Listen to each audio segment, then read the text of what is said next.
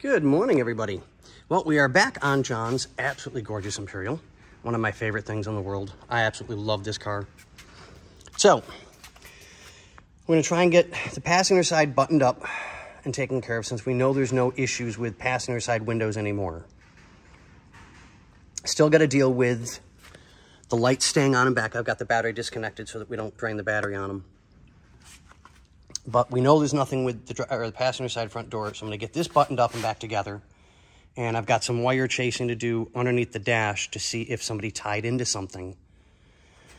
I'm fairly certain I've got it pinpointed a little bit, but I'm not 100% certain, so I need to get some more time in underneath the dash and double check things.